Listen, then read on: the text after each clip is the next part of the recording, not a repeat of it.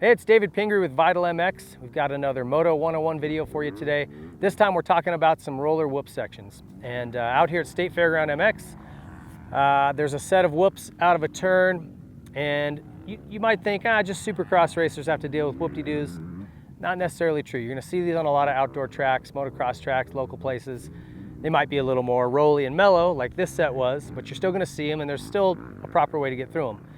Now the trouble with jumping through this set is there's kind of a V in between each one. So anytime if you're just doubling through, you're bottoming out real hard in between all of them, hurts your ankles and wrists. And it's pretty easy to skim across a set of whoops like this if you know the right technique. So what we're gonna talk about is coming out of this turn, building up your speed before you get to it. In any whoop section, you're never gonna accelerate through the whoops. You wanna enter them with the speed that you wanna maintain, and then just maintain that speed through the whoops. And we're going to talk about the right technique and the right way to do it safely, so the next time you run across the set, it's not a problem for you.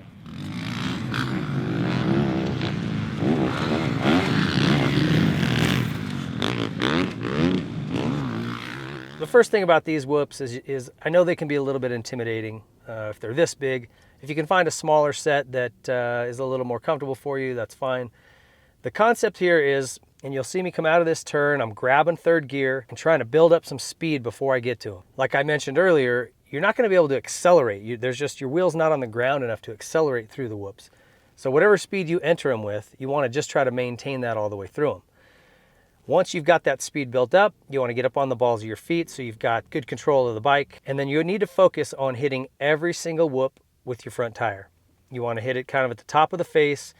But the only way you're going to get into trouble, like if you looked at Adam Cianciarulo at the Glendale Supercross, he missed a whoop with his front wheel and it starts getting wild. So just no matter what, make sure your front wheel hits the top of the face of every single whoop. If that happens and you just keep a steady throttle, no need to chop the throttle off and on, build that speed up, get on the balls of your feet, look into the whoops, make sure that keep a nice steady throttle all the way through them. Even just an eighth or quarter of a throttle is all you need.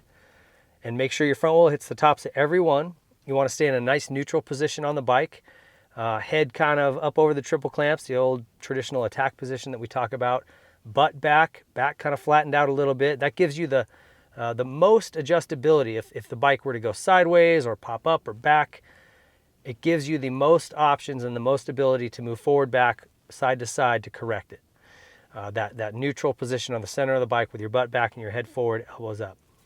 And again, if you're touching every whoop with the front tire, nice steady throttle all the way through them, you're going to find yourself just kind of skipping right across the top and carrying a lot more momentum through there than you would have otherwise. So give it a try. That's the technique. Obviously start small if you can, if you got a small set near your at your local track. Stay safe. Best of luck. We'll see you on the next Moto 101.